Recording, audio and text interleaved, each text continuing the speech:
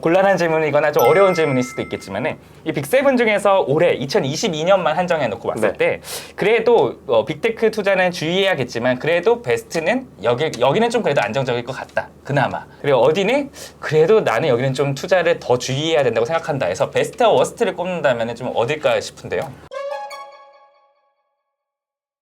이번 1분기 실적 발표 기간이 되면 이제 각 애널리스트들, 그러니까 IB들이 투자 의견을 내고 목표 주가를 내는데요. 네네. 실적 전망치를 좀 먼저 살펴보면 네. 테슬라하고 엔비디아는 실적이 좋을 것으로 예상되고 있어요. 네네. 그리고 테슬라 같은 경우에는 다 아시겠지만 지난주에는 그 텍사스 오스틴의 기가팩토리도 맞아요. 오픈했죠. 네네. 그 얼마 전에는 또 독일 베를린에서 기가팩토리 맞아요. 오픈을 네. 했죠. 그러면 올해 과연 차를 얼마나 만들 수 있는 거예요, 얘네들은? 그쵸. 하면 작년에는 거의 100만 대 정도, 90만 대 정도 이제 맞아요. 인도를 했는데 올해는 150만 대 이상 가능하지 않겠나. 또 한번 사상 최대 네, 생산량을 판매량을 이제 하네요. 예상을 하고 있고요. 뭐 일론 머스크 같은 경우는 뭐 욕심을 부린다면 200만 대도 우리 할 수 있을 거야 하지 않을까 하는 생각도 해보는데 여러 가지 환경이 이렇게 좋지 않다 보니까 네네. 최소 한 150만 대 이상은 판매할 수 있는 상황. 그렇다면 실적이 계속 말씀드리지만 미국 주식시장은 실적이 받쳐주면 이걸 펀더멘탈이라고 하잖아요. 네네. 펀더멘탈이 강력하면 그만큼 주가 상승세는 계속 이어간다.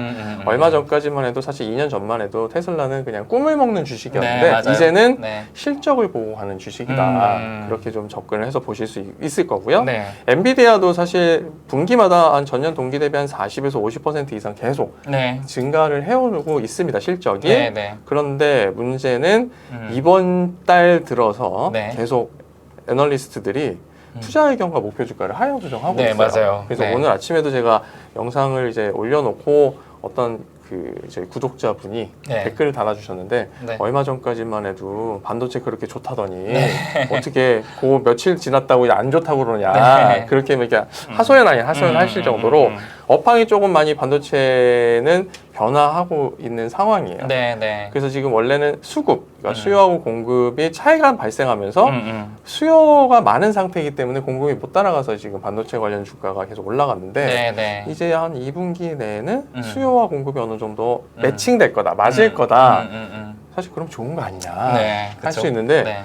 좋은 게 아니에요, 주가에는. 왜냐하면 공급이 늘어나면 가격이 떨어지거든요. 그러네요. 네, 네. 그러면 실적은 아무래도 상대적으로 좀 덜 오르겠죠. 그렇죠, 그렇죠. 그런 측면이 반영이 되면서 반도체 특히 업종 자체가 지금 계속 빠지는 모습 네. 나타나고 있어서 이런 점을 좀 감안하면 엔비디아는 실적은 좋을 테지만 다음 분기 가이던스가 좀 미흡하지 않을까 하는 전망도 가능한 상황입니다. 네, 네. 엔비디아 같은 경우에는 이 빅7 중에서 가장 실적 발표가 늦어요. 5월 25일 수요일이거든요. 네. 그래서 그때까지는 변동성이 상당히 클 것 같아요. 그러네요. 그러면은 뭐 베스트 뭐 이제 팀장님 입이 아니라 저는 좀 더 제가 제 입으로 편하게 베스트는 아마 테슬라로 보이고요.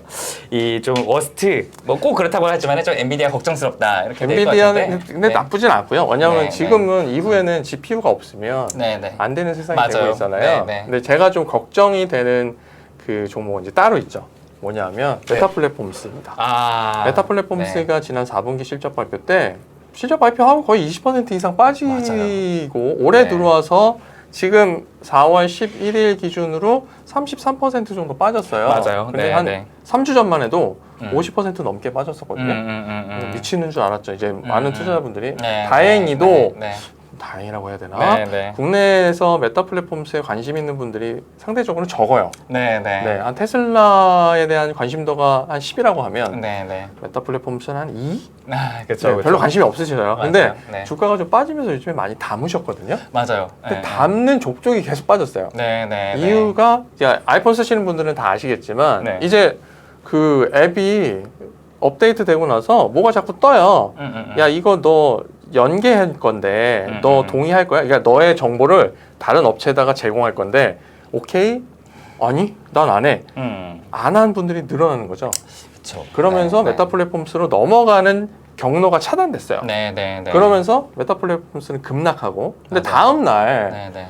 소셜미디어 업체들, 다른 업체들, 핀터레스트, 네, 네. 뭐 그리고 스냅 트위터도. 네, 네. 이 두 개 업체가 실적을 발표했는데 웬걸? 얘네는 별 타격이 맞아요. 없는 거예요. 네, 네. 오히려 그래서 이 종목들은 20% 이상 올랐어요.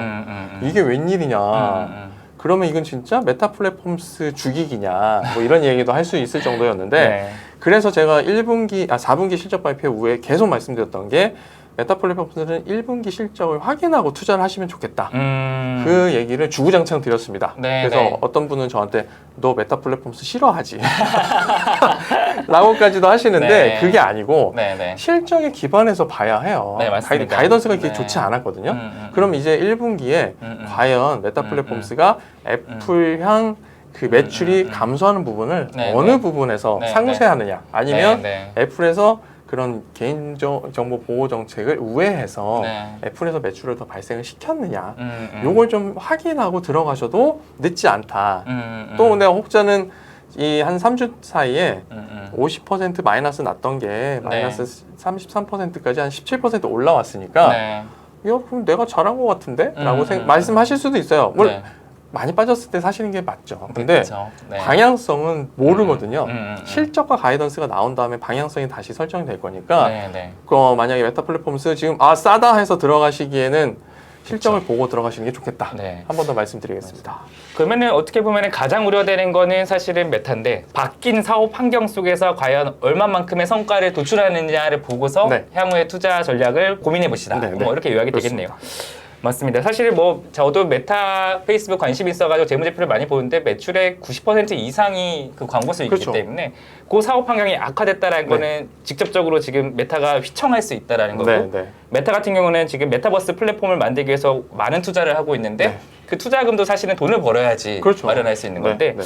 여러 가지로 좀 어떻게 보면 이중구 투자도 해야 되고 네. 돈도 벌어야 되고 네. 이 이중구 속에서 어쨌든 안 좋은 사업 환경이 있다 그렇기 때문에 좀 더 유의하셔라 이렇게 좀 얘기해 볼 수 있겠네요. 네, 네. 맞습니다. 다음에는요 그 성장주에 투자할 때 지금 방금 이제 우리 팀장님께서 이제 실적을 항상 얘기를 했어요. 네. 근데 미국에 보면은 참 성장주를 사랑하는 많은 자산 운용사들이 있잖아요. 근데 이제 성장주에 투자를 할 때 보통은 지금 팀장님처럼 이제 실적을 좀 그래도 항상 보셔라 네. 하는 분들이 있고 아크인베스트 이제 우리가 돈나무 언니라고 네, 부르는 네. 캐시우드 같은 경우는 성장 스토리에 집중해서 투자하는 어떻게 대표적인 네. 투자자잖아요. 만약에 그냥 이분법적으로 항상 투자를 볼 수는 없겠지만 그냥 이제 우리 구독자분들이 이해하기 쉽게 봤을 때 성장 스토리에 여전히 집중해서 좀 투자를 하시는 게 좋을지 아니면 여전히 지금 이 시점만큼은 2022년만큼은 팀장님께서 말씀하신 것처럼 좀 더 실적에 좀 기반해서 성장주를 옥석을 가려서 투자를 해야 되는지 네. 이 부분 좀 한번 말씀을 듣고 싶은데요. 장기적으로 투자를 하시는 분들이라면 이런 아크인베스트의 투자 철학에 대해서 한 번 더 곱씹어 보시면 좋을 것 같아요. 그러니까 장기적으로요. 단순히 그냥 2020년에 아크인베스트에서 출시한 ETF가 수익률 전체 상위 10위 안에 4개가 들어가 있었거든요. 정말요? 미친 듯이 올랐거든요. 뭐 20%, 30%, 40% 가까이 그래서 올랐으니까. 돈나무 그랬군요. 네. 근데 한 해 2021년에 오히려 그때 올랐던 게 많이 빠지면서 사람들이 이제 의심을 하기 시작한 거죠. 그리고 욕을 하기 시작했죠. 왜냐? 수익률이 안 나오니까. 그쵸. 근데 2020년에 나온 수익률을 과연 그렇게 계속 유지할 수 있느냐? 물론 S&P 500이 2021년에 28%나 올랐으니 더 비교가 됐을 수도 있어요. 하지만 그 사이에 아크인베스트가 추구하는, 그러니까 캐시워드가 추구하는 투자 철학은 전혀 변함이 없고요. 그쵸. 네. 계속 반복해서 계속 이야기를 하고 있잖아요. 네, 테슬라도 늘 4,000달러 갈 거야. 네, 뭐 이렇게 네, 계속 네. 이야기하고 있는 맞아요. 상황인데 네.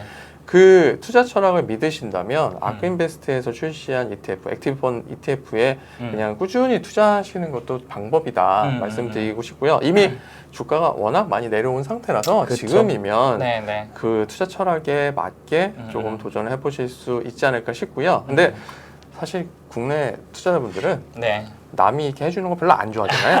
맞아요. 직접 해야 성이 네. 풀리죠. 소위 알주식 사시죠. 그렇죠. 그래서 고수익을 더 찾아다니시긴 네, 하는데 네.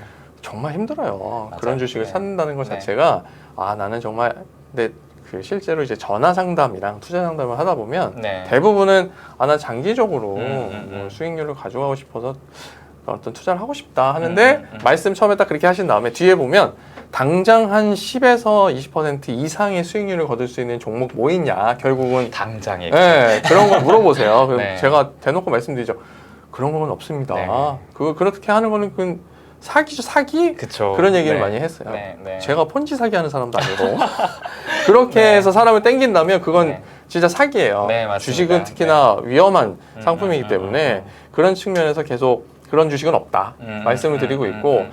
앞서 처음에 말씀드린 것처럼 지금은 네, 네. 좀 더 잃지 않는 투자 관점에서 안정적인 수익을 가져갈 수 있는 종목에 투자하는 게 좋지 않을까 싶고요. 그쵸. 그러기 네. 위해서는 실적을 가장 먼저 체크해봐야 되고 뒤에도 또 이야기가 나오겠지만 그렇다면 좀 불안하고 좀 더 나는 안정적인 투자를 길게 가져가고 싶다 하시면 우리들이 흔히 알고 있는 네. 큰 회사들 네. 애플이라든지 네. 존슨앤존슨, 네. P&G 같은 회사에 투자하면 배당을 줍니다. 또 이런 회사들은 네, 맞습니다. 정기적으로 네. 배당 받으셔서 그걸 가지고 다시 재투자하면서 음. 안정적인 수익성을 가져가시는 게 음. 더 지금의 시점에서는 개인 투자자분들이 네. 가져가셨으면 하는 그런 투자 전략이 되겠습니다. 네.